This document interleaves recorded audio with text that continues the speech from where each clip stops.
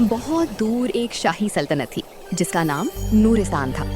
उस सल्तनत के बीच एक अजीम महल था जहां बादशाह करीम अपनी 4 बेटियों के साथ रहता था। सबसे बड़ी शहजादी थी महनूर, संजीदा और समझदार। दूसरी थी आइलीन, नरम दिल और खूबसूरत।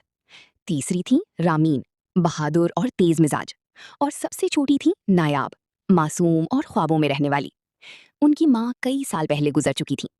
महल में हर चीज खूबसूरत थी, लेकिन खुशी अधूरी थी। काश हमारी भी माँ होती।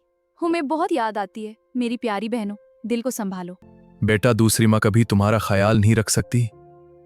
मैं तुमसे बहुत प्यार करता हूँ। एक दिन शहजादियां जंगल में टहल रही थीं। वो आपस में इसी बारे में बात कर रही थीं कि बाबा को कैसे मनाया जाए कि अचानक बहुत तूफान आ गया। उन्हें जंगल के बीच एक पुरस्राय महल नजर आया। जैसे ही उन्होंने दरवाजा बजाया, एक खूबसूरत लड़की बाहर आई। उसका नाम था जरीन।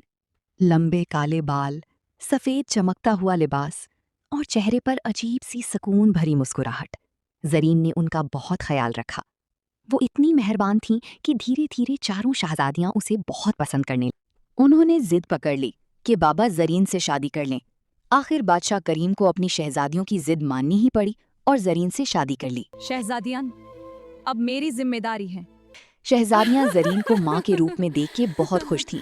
जरीन ने उनका पहले से भी ज्यादा ख्याल रखा और सबका दिल जीत लिया। कुछ वक्त बहुत अच्छा गुजरा, लेकिन आहिस्ता आहिस्ता शहजादियों ने महसूस किया कि वो थकी थकी रहती हैं, लेकिन उन्हें कुछ याद नहीं रहता था।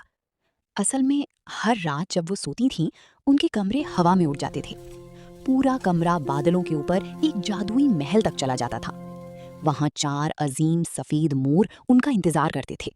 वो आम मोर नहीं थे। उनके पंख चांदनी की तरह चमकते थे। उनकी आंखें इंसानों की तरह उदास होती थीं और उनके गिर्द जादुई रोशनी रहती थी। जरीन शहजादियों को जादू के असर में उन मोरों के पंख जमा करवाती थीं। वो पंख जरीन अपनी खूबसूरती और जवानी के लिए इस्तेमाल करती थी। हर रात शहजादियां उन बड़े मोरों के पीछे भागती रहतीं, कभी हवा में तैरते बगीचों में, कभी शीशे के रास्तों में। सुबह होने से पहले कमरा वापस महल में आ जाता और शहजादियां पूरा दिन थकी हुई रहती। एक रात बादशाह करीम को शक हुआ, हर रोज मेरी बेटियां इतनी कमजोर क्यों हो रही हैं? उस रात वो चुपके से उनके कमरे में गया, लेकिन कमरा खाली था। सिर्फ हवा चल रही थी।